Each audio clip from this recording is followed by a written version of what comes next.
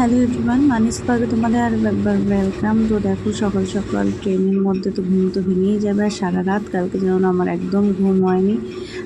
রাতে তো অর্জুন উপরে শুয়েছিল, আমি নিচে শুয়েছিলাম, কিন্তু আরশোলা দেখছিলাম, আরশোলা বেরোচ্ছিল, ওর জন্য আমি সে 12টার সময় আবার উপরে চলে যায়, মানে একদম ট্রেনের উপরে যেখানে অর্জুন শুয়েছিল সেই সিটে চলে যায়। তো ভোরবেলায় আমরা এখন উঠে পড়েছি, আর এখন বাজে হলো 4টে, 4:30 বাজে। আর উপর থেকে নামতে গিয়ে এই নখটায় এত জোরে লেগেছে, খুব ব্যথা করছে এই দুটো নখে। আরে উপর থেকে সিঁড়ি বলছি নামতে হয় তো, হট করে হাতটা ছেড়ে দিয়েছে, আমার খুব নখে লেগেছে জোরে। আর পরীকে দেখো সোয়েটার তো ঘুম চোখেই পরিয়ে দিয়েছি, জানিও সকালে পড়তে চাইতো না ঘুম থেকে উঠে। আর দেখো আমরা এখন কুচবিহার স্টেশনে নেমে পড়েছি, আর নেমে পড়েই এখন খাচ্ছি চা। এখানে দুটো লেবু চা নিয়ে নিয়েছি। আর পরি দেখো কোলে, আর পরি তো ফুল প্যান্ট ব্যাগের ট্রলির ভেতরে ছিল, তার জন্য হাফ প্যান্ট পরা ছিল বলে এরকমভাবে ঢেকে নিয়েছি ওকে। এখানে ভোরবেলায় প্রচণ্ড ঠান্ডা, খুব ঠান্ডা লাগছে। তো শরীরটা তো একদম ভালো লাগছে না। এবার কতক্ষণে বাড়ি যাব, তো আমরা ওয়েট করছিলাম, একজন আসার ছিল, সে একটু ব্যাগ ধরবে তাই। আমি তারপরে আর ট্রেন থেকে নেমে তারপরে ওখান থেকে চা খেয়ে চলে এসেছি। তো আমি আর ভিডিও করতে পারিনি, তখন অনেক লাগেজ ছিল তো। আর ট্রেনে না নামার সময় উপরে শুয়েছিলাম, এই নখটা এত লেগেছে, এগুলো এত লেগেছে। ফলস আর আসলে ফলসে বেশি লাগে। তো যাই হোক, আর এই দেখো এসে দেখি ঘরের অবস্থা, মানে অর্জুন খুব খারাপ করে রেখেছে। যখন ওখানে যেত, কলকাতার বাড়িতে যেত, আর জামা কাপড় দিয়ে দিতাম, সেগুলো এনে এনে ওরে ক্ষেত্রে রাখতে হলো খাটের উপর। দেখো অবস্থাটা দেখো কী করেছে ঘরের।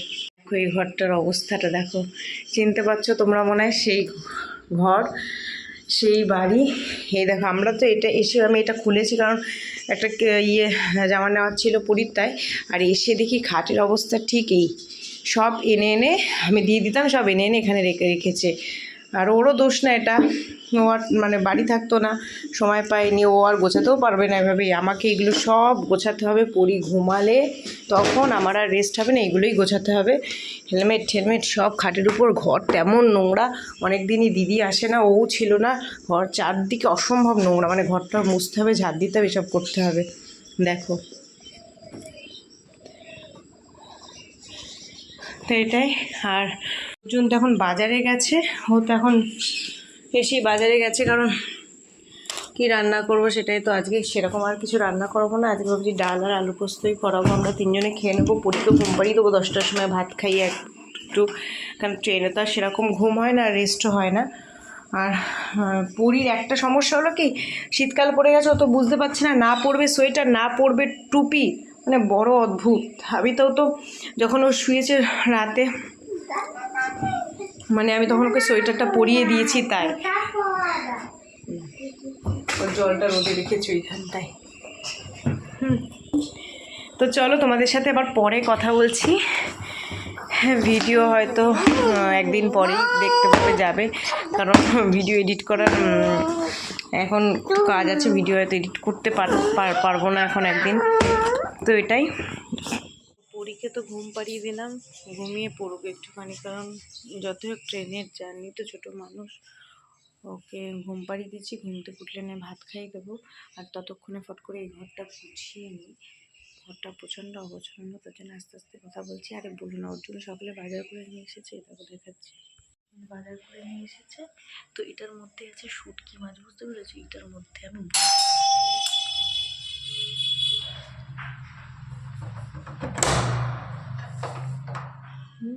দাদা আছে কি বিষয় বলো, কাজের কথা বলছিল তো, না এখন লাগবে না।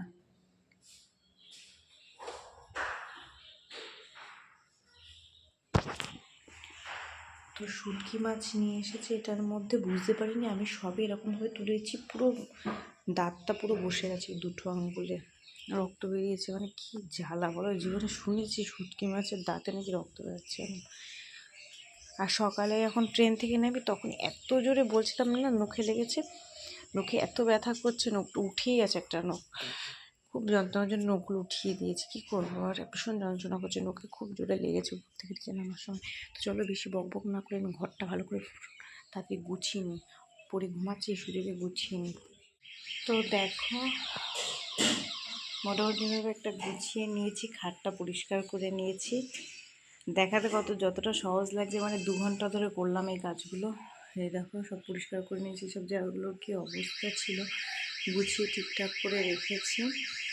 আর এত জামা কাপড়, মানে ওর জন্য এত জামা কাপড়, আর আমার ওনার আর আমারগুলো আমি আর রাখতে পারিনি, সেগুলো ট্রলিতেই বেশিটা আছে, মানে পরীরগুলো। আমারটা এখানে ওরই মানে সমস্ত জামা কাপড় সব ভাঁজ টাজ করে রাখলাম। তো একটা মোটামুটি গোছানো হয়েছে। বাবা আমি আর পারছি না, একটু কষ্ট হচ্ছে, কারণ সেরকম তো আমার একদম ঘুম হয়নি রাতে, যেটা হয় এতক্ষণের একটা জার্নি। তোমাদের সাথে এখন একটু বসে কথা বলছি, আর সকাল থেকে কিছুই খাইনি। আমি অর্জুন দুজনেই কিছু খাইনি, কারণ দিদি সবে এসেছে, 20 মিনিট হয়েছে, রান্না করতেও তো সময় লাগবে, তো করছি। আর এইদিকে ততক্ষণ আমি সব গোছাচ্ছিলাম, বসে বসে এইসব করছিলাম। তো চলো তোমাদের সাথে আবার পরে কথা বলবো, পড়ি উঠুক, তারপরে তোমাদের সাথে আবার কথা বলবো, কী রান্না হলো সেগুলো নিয়ে আবার কথা বলবো। তো চলো,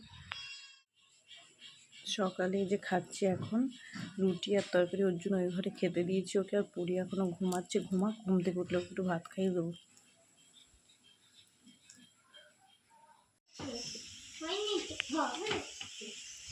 আমার কি ঘুম পাচ্ছে, দেখো পুরি উঠে গেছে আসলে অর্জুন। হ্যাঁ কি ওটা নেই, ওই তো জিনিসগুলোই, এইগুলোই। হ্যাঁ এইগুলো করে হলো তোমার ওই যে রুটি পরোটা করলে এটার মধ্যে নিয়ে কোথাও গেলে গরম থাকে, এগুলো ফয়েল পেপার বলে এগুলোকে, এইগুলোই তো জিনিসগুলো গরম থাকে। পুরি তো উঠে গেছে, তো ওকে একটু স্নান করাবো এখন।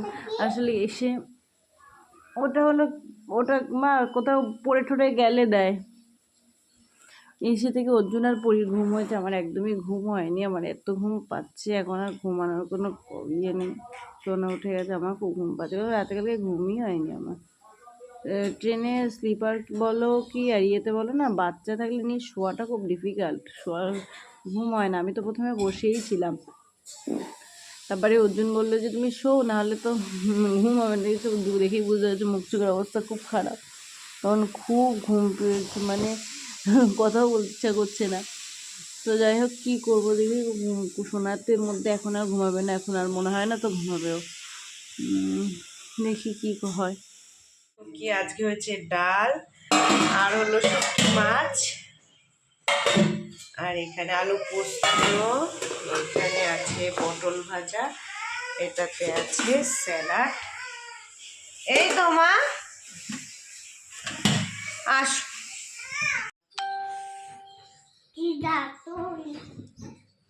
আমি দাঁড়িয়ে আছি, তুমি আসো।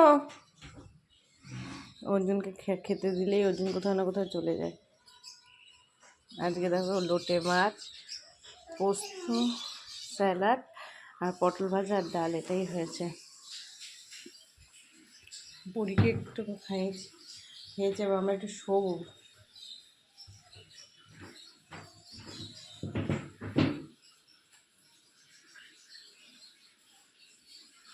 কোথায় গেছিলে তুমি? হ্যাঁ কি দেখাচ্ছ আমাকে? তোমাকে সবাই দেখেছে। আমি ধরবো ধরবো, টিভি চালাবে, ডাল দিচ্ছি। তো আমি যখন উঠেছি পরীকে ঘুম পাড়াতে পাড়াতে আমিও ঘুমিয়ে পড়েছি। শরীরটা ভীষণ টায়ার্ড, আর শরীরটা একদম ভালো লাগছে না, চোখ না জ্বালা করছে। তোমাদের সাথেও কথা বলবো কি, দুটো চোখ কন্টিনিউ জ্বলে যাচ্ছে। তারপরে তো ঘুম থেকে উঠে দেখি 5:30 বাজে, আর অর্জুন নেই, ঘর পুরো অন্ধকার। আমি সঙ্গে সঙ্গে ফোন করেছেন যে কোথায়, বলছে আমি তো বেরিয়েছি কাজে। তো তারপরে উঠে এই দেখো পরি উঠেছে। আসলে অনেকদিন পরে এখানে এসেছি, তো আবার একটু কেমন লাগছে, আর চোখ অসম্ভব জ্বলে যাচ্ছে। এখনো কথা যে বলছি দুটো চোখ জ্বালা করছে, এতটা একটু রাতে ভালো লাগবে। হ্যাঁ আমার ফোন কেটে দেবো। তুমি কি করছো সবাইকে বলো? আবরা কাটা করছি, আবরা কাটা আবরা গিলি গিলি ছু করো, আবরা কাটা গিলি গিলি ছু, খেলা করছে সোনা।